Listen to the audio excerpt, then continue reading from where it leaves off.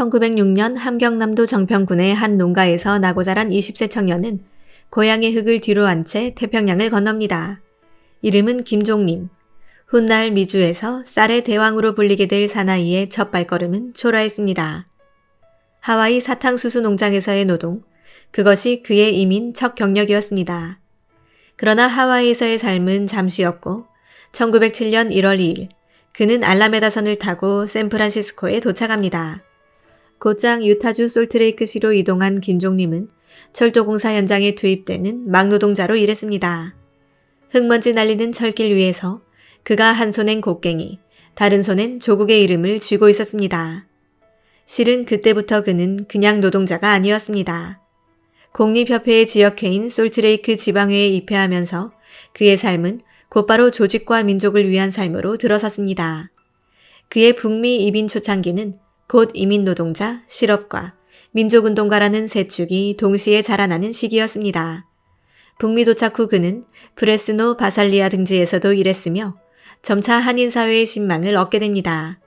그 과정에서 흥미로운 사실 하나, 1907년 노동자 신분임에도 공립신부 인쇄를 위한 의연금을 납부했다는 기록이 남아있습니다. 이는 단순한 동포의식이 아닌 한인사회의 조직적 힘에 대한 자각을 의미합니다. 1909년 김종림은 샌프란시스코로 이주합니다. 그곳은 미국 서부 한인사회의 중심지이자 대한인국민회의 핵심 거점이었습니다. 그는 이내 샌프란시스코 지방의 총무 겸 항무원에 선임되었고 이듬해에는 총무로 격상됩니다. 여기서 그는 더 이상 노동자만은 아니었습니다. 자신의 자본으로 최초의 실업활동 양창관을 개업합니다. 이름 그대로 서양식 요리와 숙박을 제공하는 레스토랑 겸 여관이었습니다. 공동 운영자는 선우탄 강호영, 당시 한인사회에서 보기 드문 본격 실업가의 등장이었습니다. 한인사업가는 많지 않았다. 그러나 김종림은 남다른 감각을 보였다. 김종림은 여기서 멈추지 않았습니다.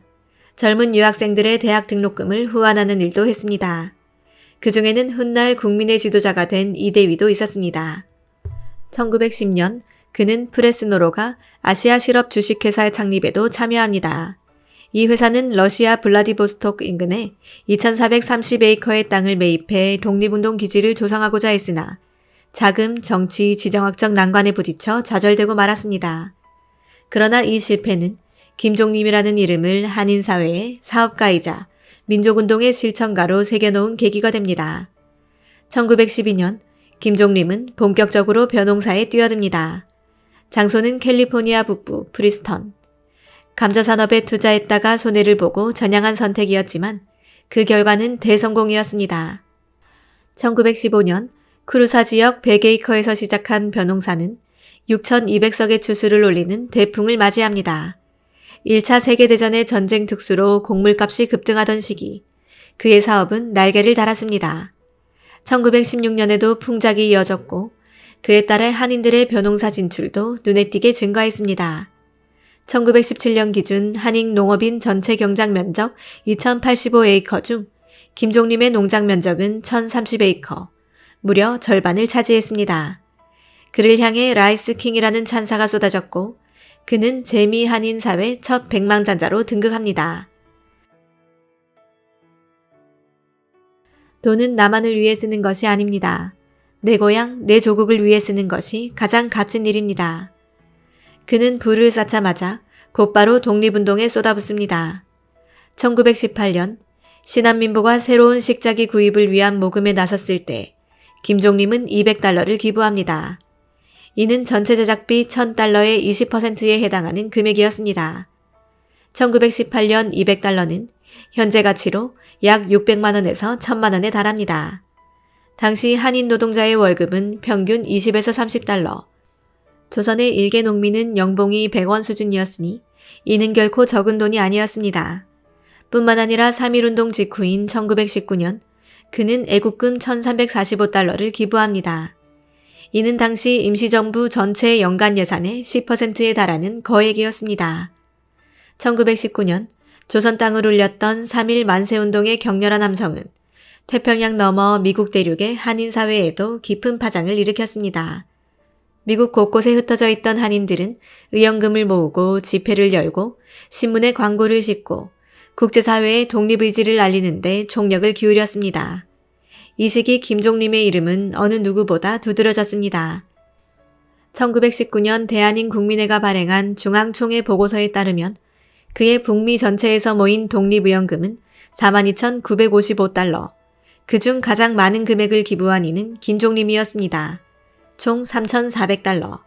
이는 전체 기부금의 약 8%에 해당하는 액수였고 개인이 단독으로 낸 금액으로는 단연 최고였습니다. 나는 돈을 위해 미국에 온 것이 아니라 조국을 위해 돈을 쓸 곳을 찾기 위해 온 것입니다. 하지만 김종림은 여기서 멈추지 않았습니다. 그는 보다 근본적이고 전략적인 접근을 구상하고 있었습니다. 1920년 김종림은 임시정부의 국무총장이었던 노백린 장군을 자신의 윌로우스 농장으로 초대합니다. 그 자리에서 두 사람은 조용하지만 역사적인 대화를 나눕니다. 지금 우리에게 가장 시급한 것이 무엇입니까? 비행사입니다. 다음 전쟁은 하늘 위에서 벌어질 것입니다. 이 짧은 대화는 곧바로 실행에 옮겨졌습니다. 김종림은 자신의 농장 일부인 40에이커의 토지를 비행학교 부지로 기부합니다.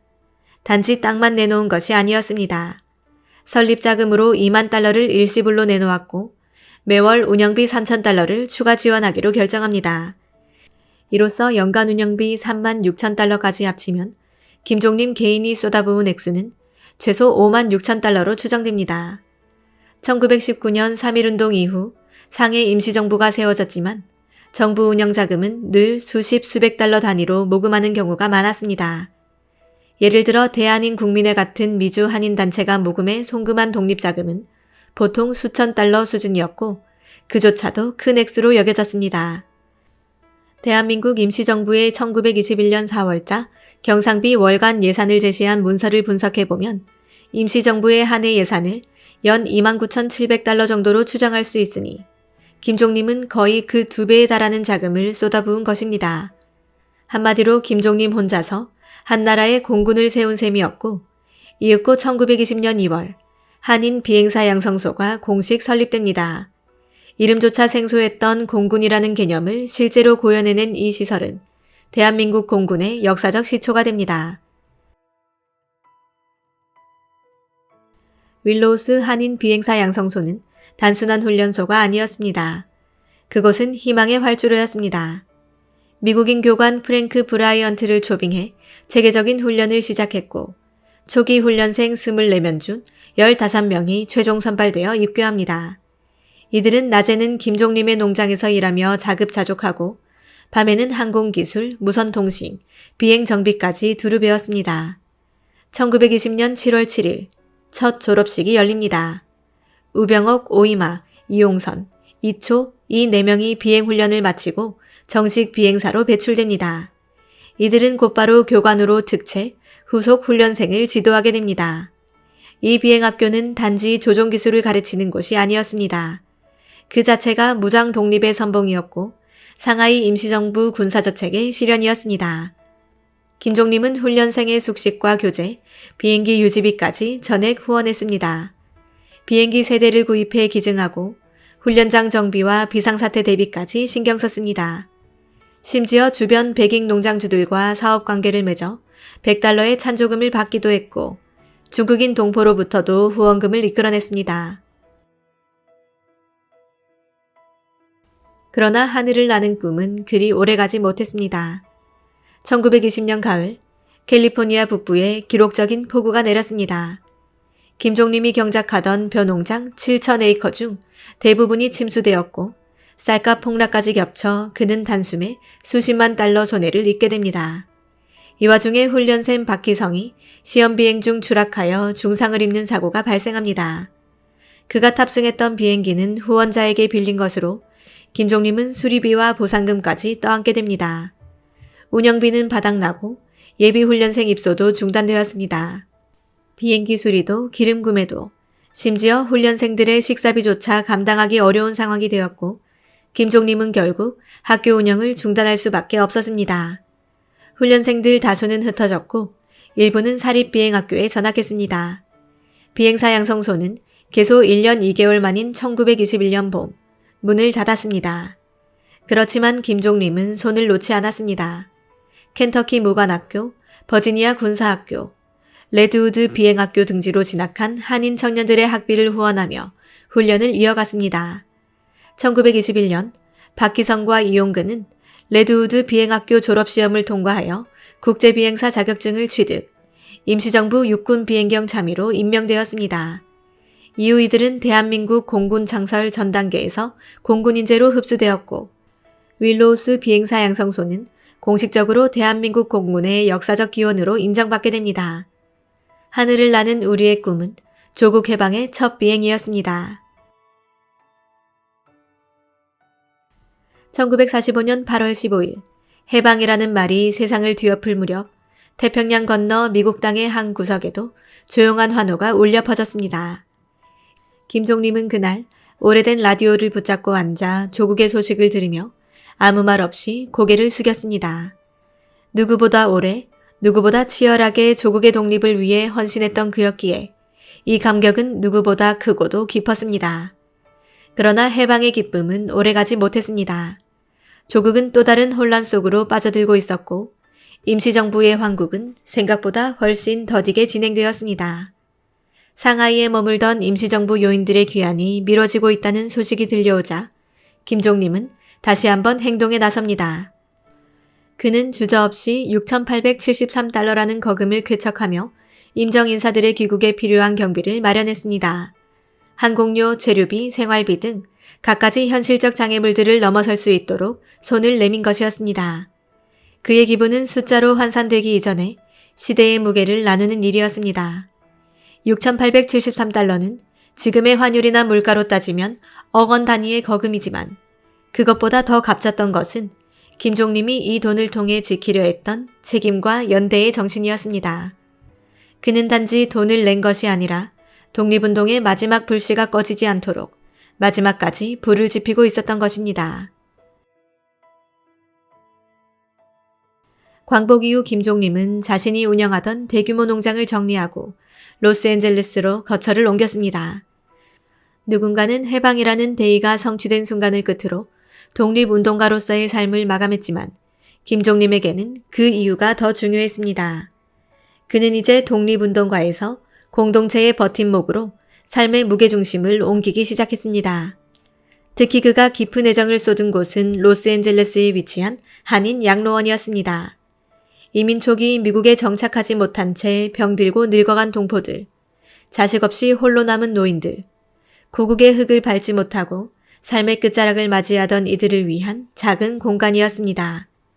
김종림은 이 양로원의 후원회장을 맡아 생활비와 의료비, 간병인을 위한 지원금을 꾸준히 후원했습니다. 그의 삶에서 반복되는 한 가지는 조용한 실천이었습니다. 아무리 큰 돈을 내어도 언론을 타는 법이 없었고 이름을 드러내는 표지석도 세우지 않았습니다. 돈보다 사람이 먼저였고 이름보다 기억이 중요했습니다. 쌀의 대왕이라는 별명은 결코 부의 상징이 아니었습니다. 그것은 이웃과 동포를 먹이고 살렸다는 삶의 방식에 대한 존경의 표현이었습니다. 그의 조용한 실천은 두 아들들에게도 영향을 미쳤습니다. 그는 1918년 최원희와 결혼하여 두 아들을 낳았는데 김진원과 김두원 형제였습니다. 그들은 모두 미국 해군의 지원에 태평양 전선에서 일본과 싸웠습니다. 김진원은 알류산 열도에서 통신부 사관으로 복무했고 김두원은 해군 상륙정 승무원으로 필리핀 해역에서 교전을 치른 후 미국이 승리하자 점령군으로 일본에서 근무하였습니다. 한편 김종림은 말년에 자신의 의연금을 기부했던 양로원으로 들어가 여생을 보내다 1973년 1월 26일 로스앤젤레스에서 세상을 떠납니다. 그가 떠난 후 대한민국은 오랫동안 그의 존재를 기억하지 못했습니다. 그러나 김종림이 세상을 떠난 지 32년 만인 2005년, 대한민국은 그에게 건국훈장 애족장을 추서했습니다. 그리고 2009년 4월 그의 유해를 국내로 봉환하여 대전현충원 독립유공자묘역에 안장시켰습니다. 그가 누웠던 로스앤젤레스의 흙에서 이제는 대전의 현충원 흙 위로 다시 누웠습니다. 김종림을 기억하던 이들은 없었지만 그가 만든 하늘을 날던 꿈은 대한민국 공군의 비행기 꼬리 날개 위에 선명히 새겨져 있었습니다.